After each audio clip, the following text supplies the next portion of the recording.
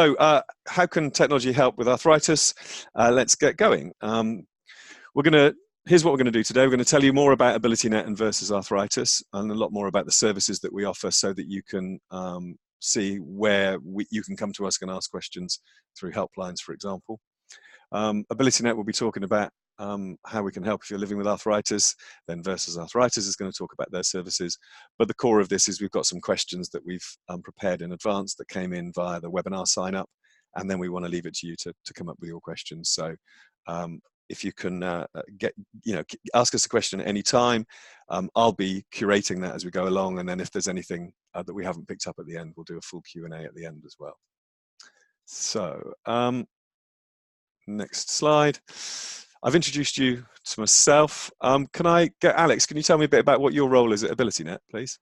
Yeah, of course I can, Mark. Hi everybody, my name's Alex Barker.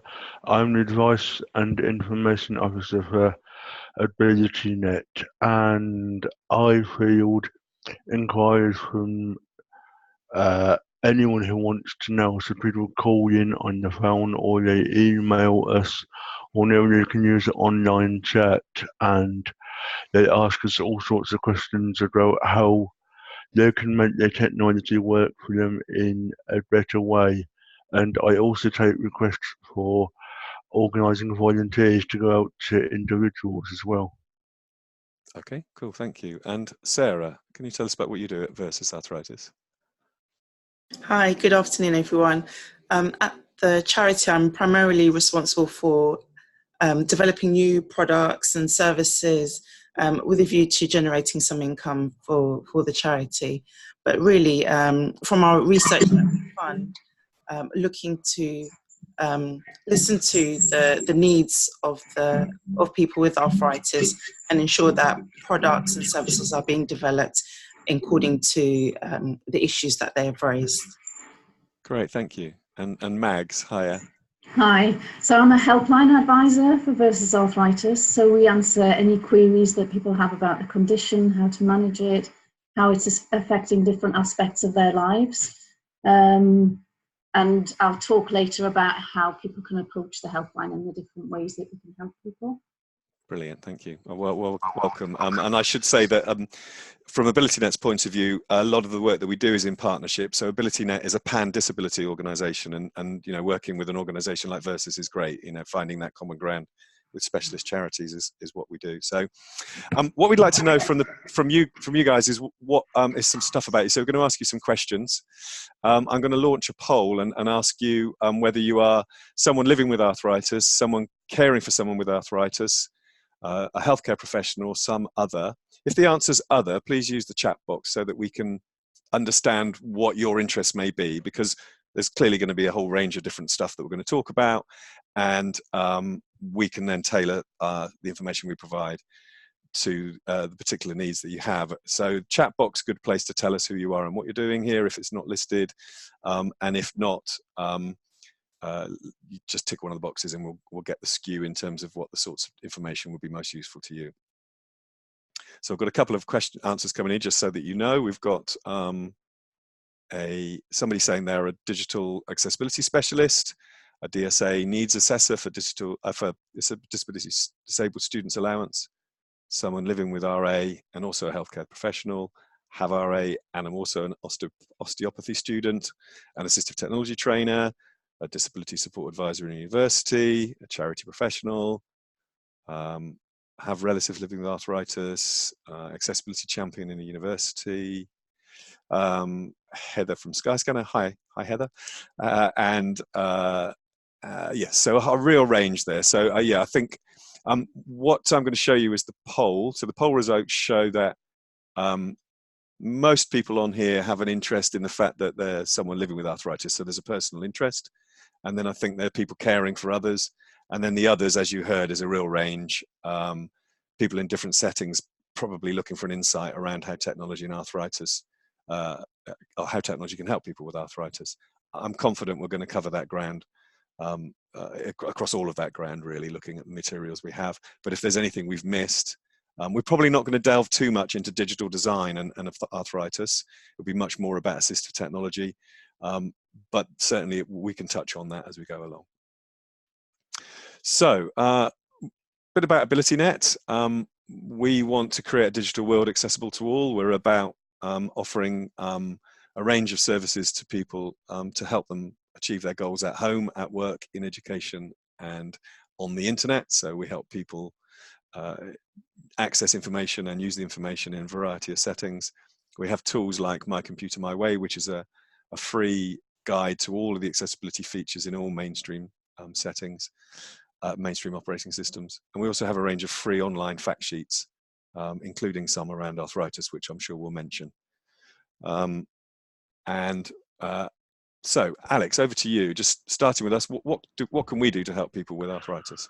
Okay, so as you started to say, Mark, we have lots of resources on our website. So we've got over 25 different fact sheets, going from how to help someone if they've got arthritis, right through to visual impairment, and how to fund a computer. We've been doing webinars for maybe 3 or 4 years now, and we've got all of them archived. So if you wanted to come to a webinar but couldn't get to it, you can always play it back. As Mark said, we've got My Computer My Way. So if you've got a smartphone, if you've got a tablet, or if you've got a laptop or desktop and just need to make simple changes to your computer that are free and easy, you can do that way. So an example might be just slowing the keyboard down if you get too many unwanted characters.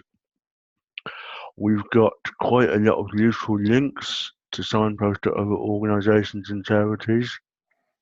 A part of our work is to try and raise awareness with people about how websites can be made more accessible. So we've got some really useful digital accessibility resources. And one of the other things that we do is we can do a workplace assessment. So if you're working at the moment and you need some advice and you want someone to come in and have a look at your working environment, we can do that under the workplace adjustments. It's worth mentioning a couple of things, Alex. One is everything you mentioned except that workplace assessment is free. The workplace assessment isn't free. Yep.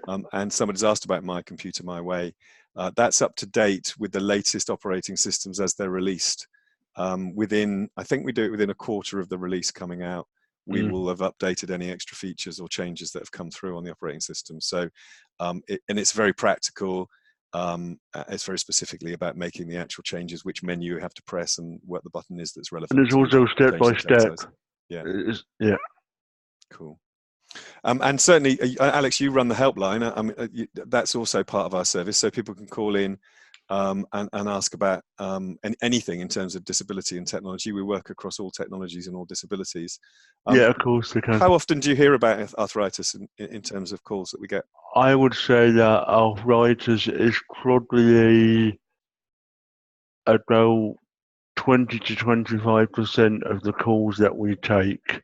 Right. And lots of people are fairly of the older age group, and they say, I've been using computers for 20 years. I started to get arthritis. I don't know what to do. Can you help me? And we come up with some solutions for them. Great.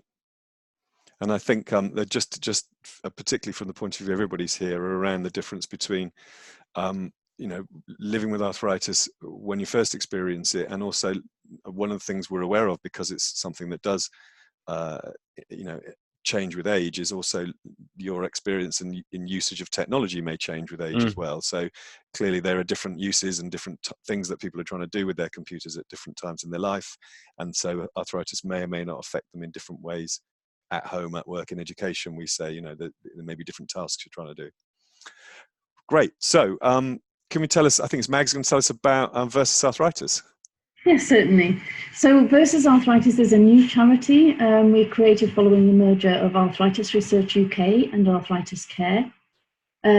So latest estimates show that actually there are 18.8 million people living with arthritis and related conditions in the UK. So that's 3 in 10 people, which is quite consistent, Alex, with the number of people who are contacting you, really, isn't it?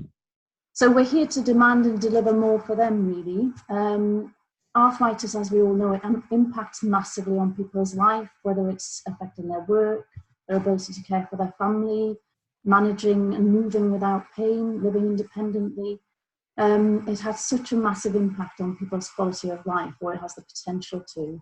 So, and it's very often just dismissed. You know, it's seen sometimes as an inevitable part of aging. And it can be seen as something which is only an older person's condition, which clearly isn't the case. And it can be just shrugged off as a bit of arthritis, or what do you expect at your age, kind of thing. So as a charity, we don't believe that that's acceptable. So we're investing in cutting edge and delivering cutting edge research. We provide quality services and advice.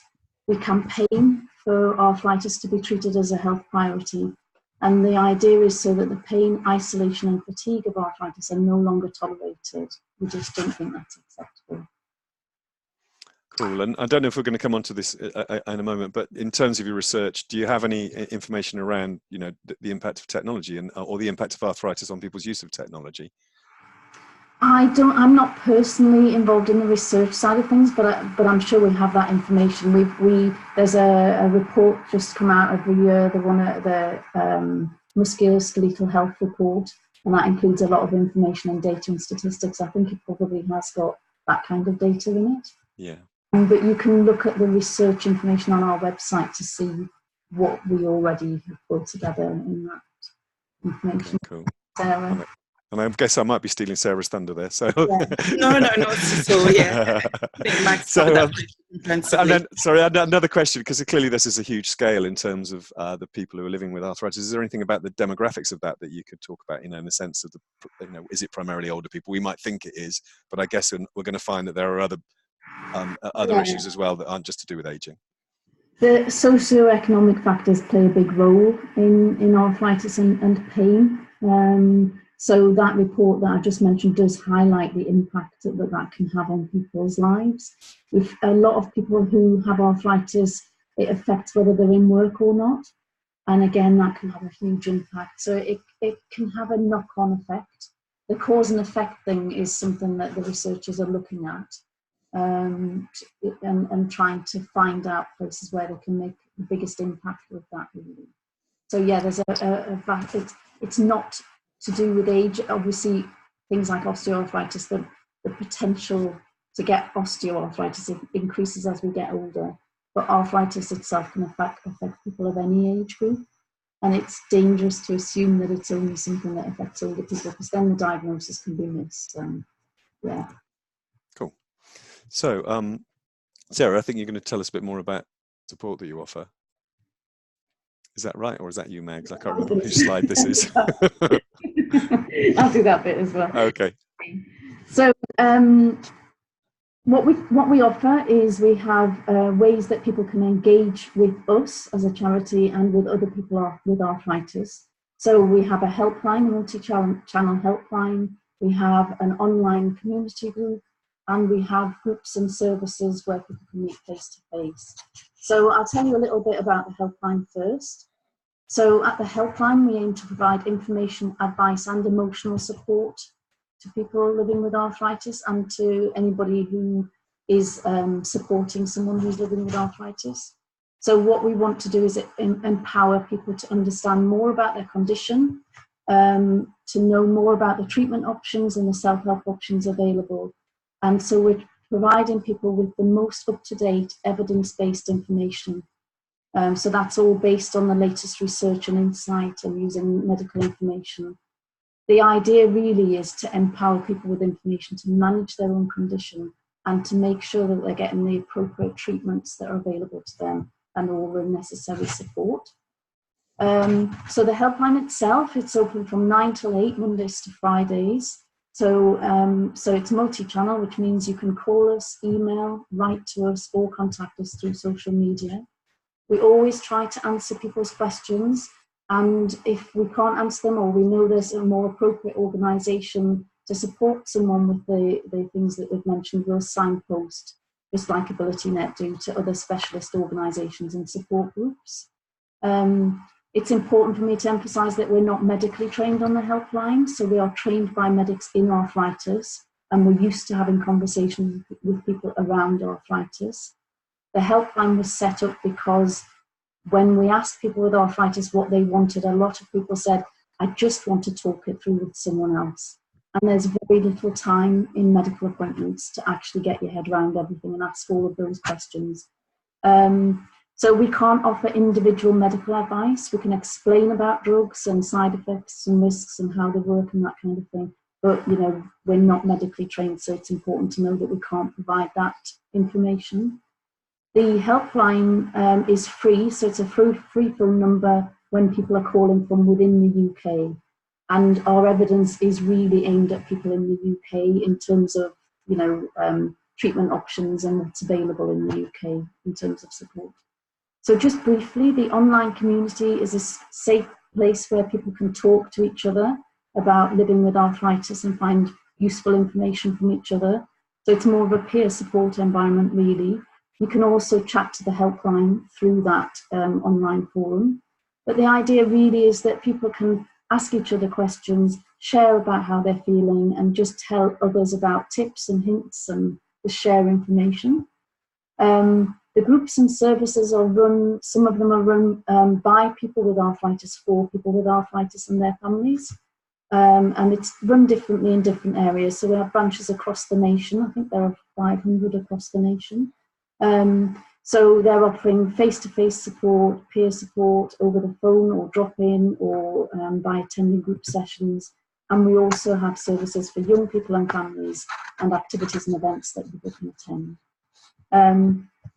There's also a lot of information that that is available through our website, booklets that we send out for free within the UK, and you can ask our virtual assistant. So if you don't want to ring the helpline and speak to someone, you can ask the virtual assistant a question. It's learning as it goes along, so it's able to answer quite a lot of information now and sign people through to information. And then if it can't answer the question, it would encourage you to ring the helpline and seek further advice. Cool. That sounds brilliant. Great. And what sort of numbers of people are asking you for help currently? Ooh, I don't know. I'm not. Thousands, hundreds? Hundreds a day. Yeah. We're between 50 and 100 a day, depending on how busy we are, and then plus all the social media inquiries and emails. Yeah, cool. The odd letter as well. Great.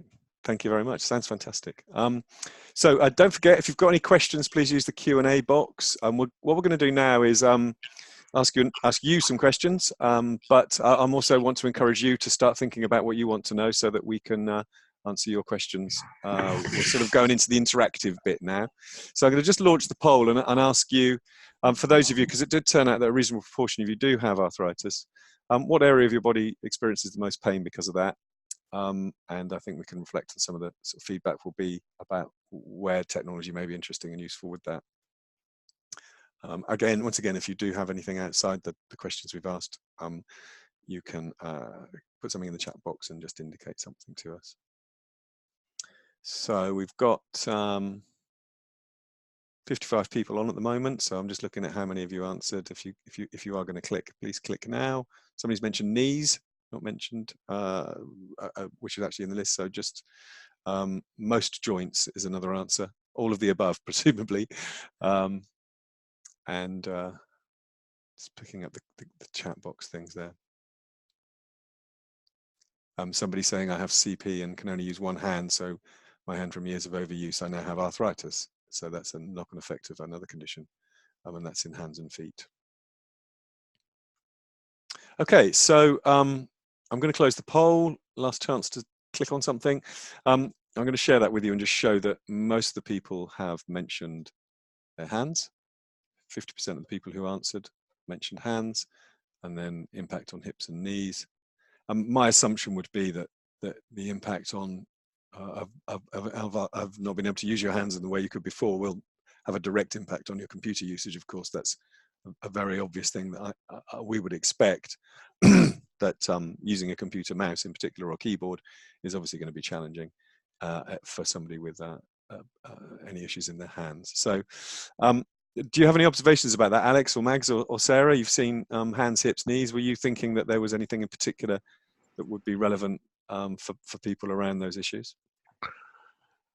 I would guess in terms of hands, it's all about trying to reduce the amount of time you use on a keyboard, or maybe give someone a different keyboard so that they're not experiencing so much pain. Because I know sometimes, even though your hands might be in pain, you still want to get a piece of work done. So it's about trying to reduce the pain while still giving you the opportunity to access your computer. Cool. And Sarah or Mags, did you anything that you experienced just a helpline support? Presumably these things come through.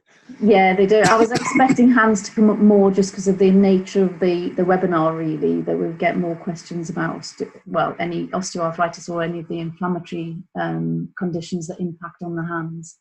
So, yeah. And sorry, just one extra just been thrown in there is the neck was interesting, isn't it? Because that's often the case about posture and other things as well. Yes, that's true. Yeah.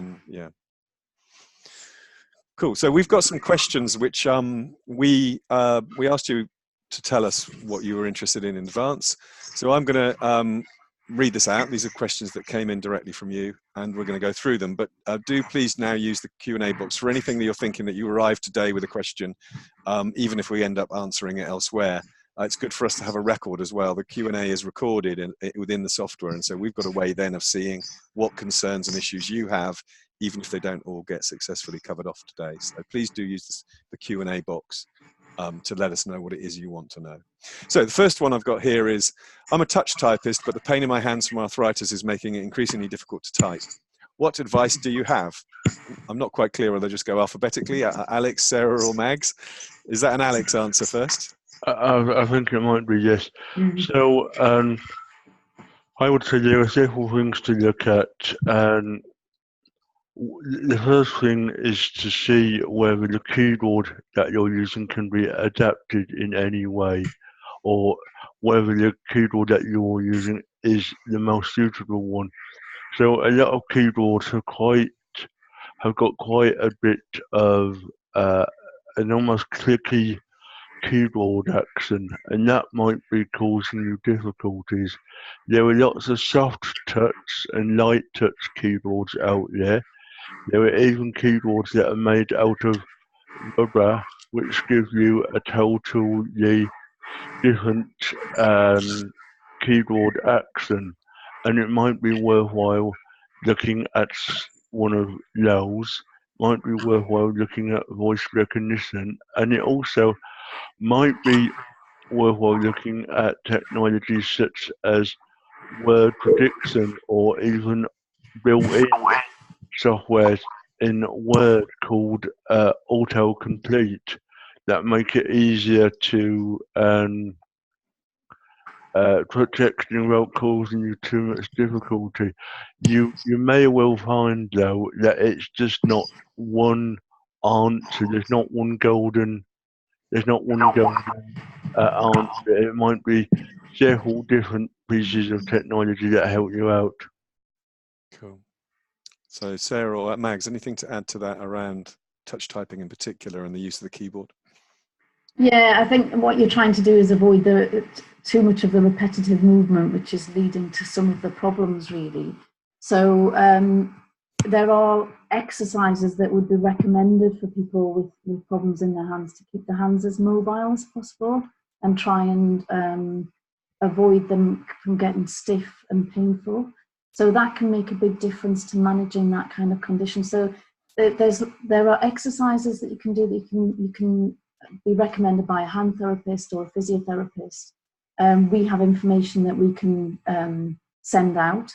At the moment, there's not very much information on our website about hand pain. Our content team are currently updating information, so that will be on there at some point soon, hopefully. But in the meantime, we can send some information out by email. So if you want to contact us, we can certainly help you with that kind of information. But in general, trying to keep the movement in the hands. There are things that can be done to help with the pain. Obviously, when you're resting your hands, things that you can do. Trying to do the movements and not touch type for too long, as Alex said, about breaking the activities up can be really helpful. But things like wax bath therapy can be really helpful for the hands, and splints, working and resting splints. So we would always advise seeking professional advice about what's best in your situation to manage that condition. Great. Anything, Sarah, that you wanted to add? Absolutely no. Nothing further to add. I think Mags and Alex have covered it. Cool. So one thing that's popped up in the Q&A here that, apart from the keyboard stuff, I think we'll move on to this in a moment, is about voice and using your voice to control the computer. So I think we've got that further on. I believe we're going to talk about voice control. And if not, should we just talk about it now? Because people are asking about speech to text and using dictation, which obviously means you don't need to use the keyboard. Alex, I'll start with you. There's a question specifically here about what we think of, or whether we recommend particular software on Mac iOS. It says here, but of course it's relevant to say that we offer advice across all platforms. Do you have bits of software that you recommend or that you hear that people use most successfully for controlling the computer with their voice? Sure. So using the Mac is quite interesting because at one time, Dragon or Nuance used to make a voice recognition program specifically for the Mac. However, it is now no longer supported, and you certainly can't get that package. What you do have on the Mac is you have some inbuilt speech recognition, which, although I've never used it, it's supposed to be fairly good, and you can get to it from the menu on the top left-hand corner. So if you click on the Apple menu and go into Control Panel, you ought to be able to sort it out. And or if you go to My Computer My Way, you can get more information. If you also, if you've got a Mac, of course you've got Siri built into it. So Siri, for those people who don't know, is almost like a personal assistant. So you can ask it questions and it'll go away and find out the answers. And certainly on iPads and iPhones, you can set it up to do certain commands, say sending a text to a certain contact, just by using your voice. Cool. So, I mean, certainly voice is something I should mention. We have a fact sheet all about controlling the computer with your voice. It's something which covers all sorts of different areas. There are lots of reasons why people may be using voice. They're working, things like Alexa are becoming mainstream, but all of the mainstream operating systems have voice control. I think there's a couple of interesting comments that somebody's put in. Firstly, that dictation in Office 365 is surprisingly good, particularly if you have good headphones. Getting the right equipment, I think, for voice control is important. Some will work much better if you've got a decent headset and it can follow your voice better. And the other one, somebody's asked here about using Otter and Grammarly, which are sort of particular programs, Grammarly in particular, around spell checking. But it takes longer to correct errors than it is to type. And I think my experience of using voice is always that it's fairly easy to get the information in the first place, but it can be very difficult to then go back and correct things successfully. So you almost end up putting it in with your voice and then going back and correcting it with a keyboard. I tend to find that's what happens. And I think that's a challenge if you don't have specialist software, if you're not using things like Dragon, which are designed to control the computer as well as just do voice control. But as I say, there's a fact sheet about that on our website, and I think it's a common question, and the technology changes all the time. So it's also possibly something that pops up in your forums, Mags, and the people are asking, oh, I've got an Alexa, has anybody tried to do this sort of thing? We see that as well. So great. Next question. Do you just have to live with the pain all day and all night? That sounds like a Mags or Sarah question, I reckon. So what do you do? I'll take this one, Sarah. Yeah. Okay. So hopefully no. There is a lot of treatment and self-help options available. It obviously depends on the condition that the person has. I believe the person who asked this question has osteoarthritis and rheumatoid arthritis. But there have been quite a lot of questions about pain, so it's something we know people want information on. So it's about being able to make informed decisions. So in terms of the treatment options, I'll go through them first, and then we'll talk about some self-management options. I'm having to keep it very general. Obviously, if you phoned the helpline, we'd be able to be more specific and explore what someone's options were and what they're interested in and their preferences, and provide advice accordingly, really. But in general, the pain relief options would be simple paracetamol, painkillers like paracetamol, the anti-inflammatory drugs, also known as NSAIDs, which relieve the pain but also reduce the inflammation. The next level up would be compound painkillers like cocodamol, paracetamol, codeine, and then you've got the opioids, codeine, tramadol, morphine. Most of those painkillers are also available in the form of gels, patches, and creams, so that you're not having to ingest them. You can apply them to the skin itself and they're absorbed that way. They're part of the picture. Obviously, there's a big concern about people becoming over-reliant on medication. And sometimes people don't want to take any medication at all because they're worried that they will become over-reliant on it. The key thing to remember about pain is it's important to manage it in some way, and to try and somehow switch those pain signals off. So over-relying on drugs isn't necessarily a good thing, but it's about getting the right balance. And if you need those painkillers, obviously there are risks and side effects and benefits of each of those drugs, really. A lot of people on the helpline call us because they can't take the anti-inflammatory drugs and they want to know what alternatives are available. So there are various reasons that people wouldn't want to be taking NSAIDs, and certainly you wouldn't want to be self-medicating for long-term pain in that way. So we would advise you to seek a medical opinion, because long-term use of things like the NSAIDs does have a risk of affecting the digestive system and the stomach and leading to problems. There are ways around that. There are things like proton pump inhibitors, drugs that can be prescribed alongside the NSAID to protect the stomach lining. And people who weren't aware of that as an option didn't really want to tell their GP how reliant they were on those drugs. And there are ways around that, really. So it is important.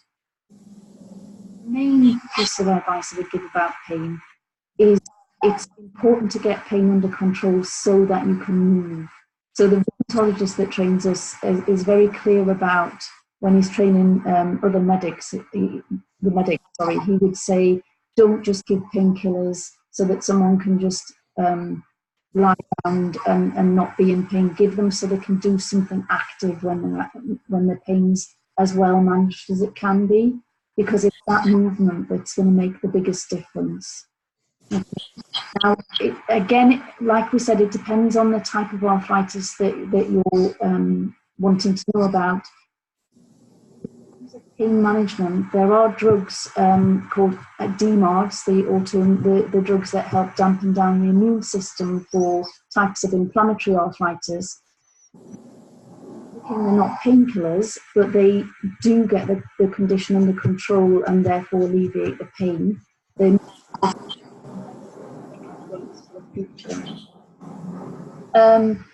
are therapies as well, so physiotherapy, hydrotherapy, occupational therapists can come and help people as well. But there are talking therapies such as CBT, which can be really helpful.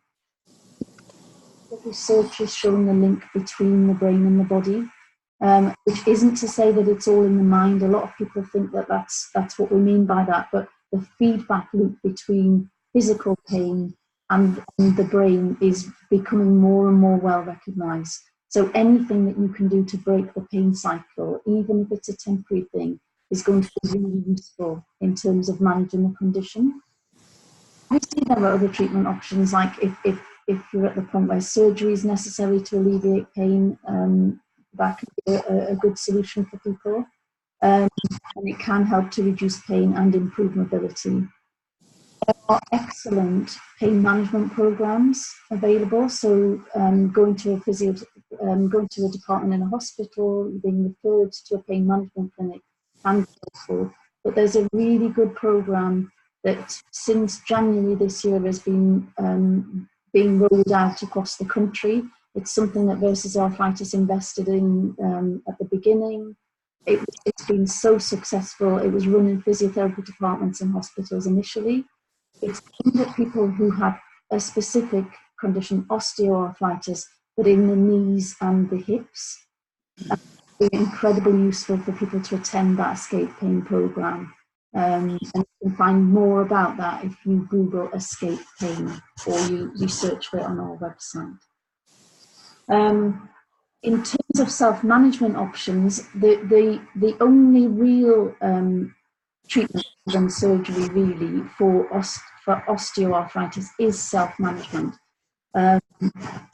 So the idea with osteoarthritis is to try and keep the muscles as strong as possible around the joint. That protects the integrity of the joint. Making sure that your posture is good, using joint protection techniques, they can all be really helpful in terms of managing yourself.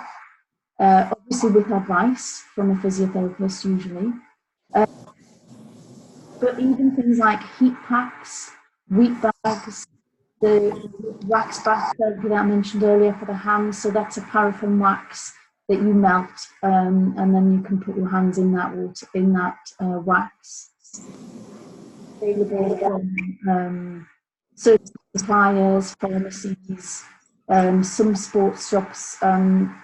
Sorry, that's more to do with splints. You can get the, Mags, can I interrupt? Sorry, I'm conscious of the time. Yeah. Can you point us to a place on the website with that type of health-related information? Absolutely. So if you were to go with a section on the website, the easiest thing is two places. One, to look for the painkillers and NSAIDs. So you would go to About Arthritis, choose treatments, then from there go to drugs, and from there go to painkillers and NSAIDs. And then for the self-management options under the specific condition, so for osteoarthritis, whichever inflammatory arthritis you have, you can find out information under the condition and then go to manage symptoms. You can find out a lot more there. Great, thank you. Can I just quickly add that we're investing over 24 million into new pain treatments. So that's recently been launched. So because there has been no new advancements in pain treatment, so we are heavily investing into this. And we're also supporting some innovative research, which is non-pharmacological based, which looks at retraining the brain and so that the body no longer feels pain. Cool, thank you.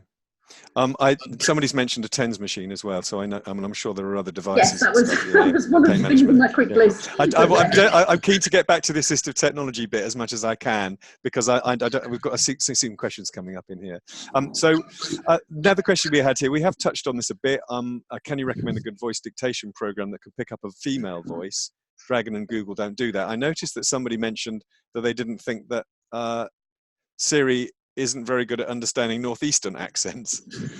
So Alex, what's our general feedback about the ways in which these voice technologies can deal with different voices?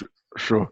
And we would say as an organisation that Dragon or Nuance is the industry standard. And I was really interested when I saw this question, and if I had a chance to talk to the person who raised this question, I would be saying, and I'd want to know what sort of microphone they used or how they actually set the device up, or perhaps I'd want to get one of our volunteers to go out and have a look, because Dragon really beats anything else hands down. And we would always say that if it's set up properly and you've got the right microphone, you should be able to, and you have a bit of time and you've got a little bit of patience, you ought to be able to get it to work. If it's not working, it it would seem to me that something's not right somewhere else. Okay, cool. So the standard at the moment is that it should work broadly. There's no Yeah. reason why a female or a particular Yeah. accent should cause a problem. I think that's true. Our experience suggests that's true in general, particularly when you're using a headset. That makes it hugely better. And of Sure. course, that means that an Alexa or a Google Assistant where you're not using a headset is probably less good. And I think that's the industry standard at the moment. Yeah. I think it's also important to mention that there is this big difference between using the voice control to input content, so when you're speaking to it, and then the other bit when you're controlling it. And Yeah. it may be that there's a difference in the quality between that as well, that it may be better at hearing your spoken word in terms of putting text into it, but it may Yeah. not necessarily be quite so good in terms of instructions. And what I would also say, it's all about doing the basics right. So you've got to get into a nice, easy conversational chat with Dragon. So I could be chatting like this, and it would be printing out what I wanted it to do. And it's also worthwhile saying that if you used it 6 years ago and it didn't really work, you might be put off it. What I would say is voice recognition technology has come on leaps and bounds. And for example, it only took me 10 minutes to set voice recognition up a couple of years ago, where before it would take you an hour and you'd have to read several paragraphs of text. And that just shows how technology has changed. So don't let a bad experience that you might have had before put you off from using voice recognition now. Okay, I've got an interesting question here from somebody who raised that actually about what reasonable adjustments will employers tolerate, and then in particular here mentioning that intolerant colleagues in open plan offices meant that Dragon wasn't useful. My observation would be that's the whole point about reasonable adjustments, is that they need to be something that works for you in a practical sense. What we do is we assess the workplace, not the, and don't just recommend the technology. So you're looking at a solution that fits into your work pattern. And if you don't have headsets, for example, that mean that you can talk and hear your computer, then it may well be that causes problems with your colleagues. So that's not a reasonable adjustment. You know, it needs to be something that goes works in the context of the work you're being given. And we do a lot of work around that in the workplace with different employers and working with employees. Our particular bit is to do the assessment, but there's lots of information about what is and isn't reasonable, which is much more about the relationship you have with your employer. So I think that in terms of the use of technology in the workplace for people with arthritis, it's not only about choosing the right software, it's also about making the workplace work for you, about making sure that it works appropriately in terms of your work pattern, the types of tasks that you're given. It's not just saying that one piece of technology is going to fix everything. And so I think that's part of the challenge. And it equally means that you may need multiple solutions. I can see, again, you're saying that it affects it in different ways in different times. And I think that's also part of being reasonable as an employer, that you may have different solutions in place. And our great mantra is one size never fits all. So it's never that one piece of software is exactly the right thing in any given situation. It's definitely down to the individual setup. And then it's down to the quality of support you're getting from your occupational health specialists in the HR team or whatever your employer is providing. And then the question of reasonableness is, you know, are they being reasonable in the support they're giving? So it's a difficult one to answer from the point of view of the technology, but it is definitely from an employment point of view relatively straightforward for them to understand what is reasonable or not. And that's really the pushback, I think, at that point. I've got a quick one here. I think I'm going to just jump over this one, I'm afraid, because we're running out of time. I'm interested in sharing with you the information we have and also getting any feedback. I'm conscious that we've mentioned some links and things, and on here you'll find where you can get it from AbilityNet. So these will all be shared afterwards. You can go to our free resources and our fact sheets and our helpline. Our helpline number is on here, 0800 269 545. But we also have, mentioning the workplace stuff, we have some free tools and some free advice, which links to your use of technology in the workplace. And we also have something called Clear Talents, which helps you identify your own needs. There is a free version of that, but it's actually a tool that an employer would use typically.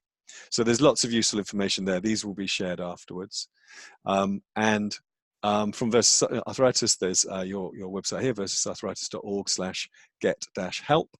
Your helpline number is 0800 5200 520, slightly more of a pattern than ours. And an email, helpline@versusarthritis.org. So I wanted to get that in before we look at any more questions, just so that you know that's where these answers could be found. I've got another one here about, this is more of a health-related one. This is for you, Versus Arthritis Think. What can I do if the wait time for hospital appointments is over 6 months and I can't get access to the physio team? I guess it depends on, obviously, the type of arthritis, but what you can find on our website is lots of information about managing different conditions. So I don't know, I can't see the question. I don't know if the person said what type of arthritis they have they, Mark? No. No. Okay. So in general, self-help techniques are going to be around movement, really trying to get the pain under control. Like I said before, if you can see the information on there about the self-management tips, on the rheumatoid arthritis information, for example, there are tips about managing a flare-up, which could be helpful in this case. I'm not sure. Okay. But yeah, it's just about trying to self-manage and speaking to the GP in the meantime until you get through to that appointment. Cool.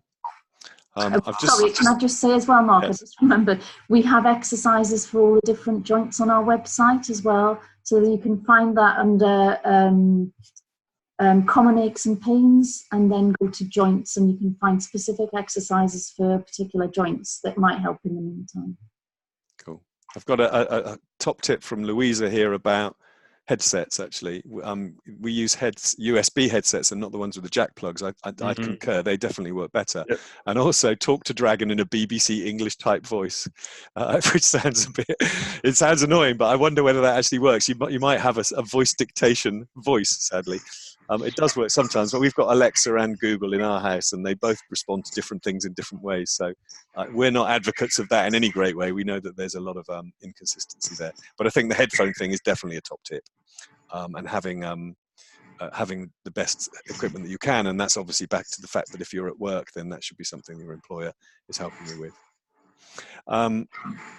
Louisa was also saying that distraction techniques work best, things like reading, listening to music, and watching TV. So. Great. So I think we've worked our way through for most of the questions. And somebody's saying they're using a noise cancelling headset with Dragon, and that I guess would suggest that works better. The noise cancelling bit may well be making your voice clearer, and also obviously you can hear more clearly. So certainly in terms of the equipment that you're using to control it with your voice, that's one thing. I think, Alex, just to round up again about the text, about the keyboards, because I think that's very much an area. Just to remind people that we have a whole load of resources around keyboards and mice, alternatives to keyboards and mice. I'm sure that's something you talk about most days for various reasons. Yes, we do. I just want to go back to voice recognition and say one of the issues that some people have with voice recognition is that their computer isn't that powerful, and they do need quite a lot of memory for voice recognition to work. So the more memory and the higher processor, the better. To go back to keyboards, yes, there must be about 10 or 15 different types of keyboards and mice you could go for. What we would always say is there are lots of companies out there which will let you have mice, rollerballs and keyboards on a sale and return basis. Don't just rush out and buy something just because you look at it or you like the look of it. It might meet your requirements, but then again, it might not. And also, it might be worthwhile pointing out that there's lots of software that can take away or negate the need to click on the mouse cursor or the rollerball cursor. And these are all little simple ways of just being able to reduce the pain and discomfort you feel when using a computer. Great, thank you. So, unless there's any other questions, I think what we want to do is just launch the last poll. We just want to know, we hope we've been helpful in this. We know that we've obviously only scratched the surface in some ways of some questions, but hopefully we've given you a pointer to some very specific technical advice particularly, and also some great signposting from Versus to their website and some of the sort of most often answered questions that they have.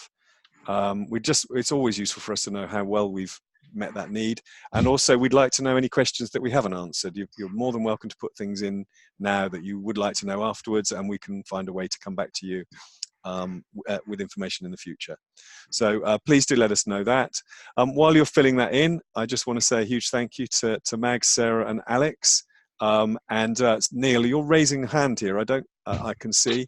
I can't do very much with that. Can you use the chat box to tell me what it is? Because that's the only thing I can do.